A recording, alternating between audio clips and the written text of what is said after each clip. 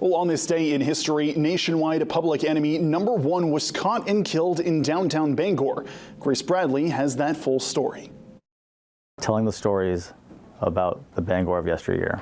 Saturday marks 87 years since an infamous FBI shootout right here on Central Street that resulted in the deaths of two members of the notorious Brady gang.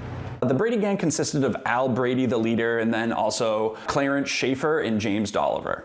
They did a little bit of everything. It was a lot of banks, stores, jewelry stores, kind of criminal mischief throughout the Midwest, and then it would shift to the New England area with some very short stops in New Orleans, Baltimore, Connecticut, and then ultimately up here to Bangor.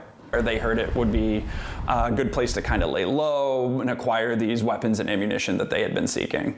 The Bangor Historical Society took Saturday to recount the events leading up to the Central Street shootout between the Brady gang, the FBI, and local law enforcement.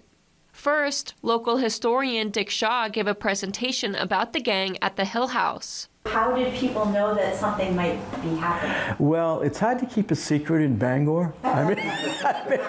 Then, folks walked down to Central Street to see the shootout setting for themselves. What was once Dakin's Sporting Goods, the shop where the Brady gang attempted to buy guns and ammunition, is now the Briar Patch Bookstore, which still holds the history close. And people come into the store when they're visiting here and they ask, is this the place? And the answer is yes. When people visit Bangor, they're always looking for those stories. And it's great to have organizations like the Historical Society here to help tell those stories, as well as quite a few very knowledgeable residents like Dick Shaw. We think a lot about Maine and a lot of things being very, very quiet. And then this country-shaking event of a public enemy number one meeting their end in little old Bangor, Maine. When you're walking around downtown, not a lot of people are really aware as to what happened on these streets. I mean, nowadays we talk about seeing everything online and the pictures online, but to be able to stand where these large events would happen is just so pertinent.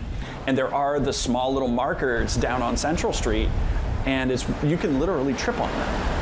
To me, it saved lives.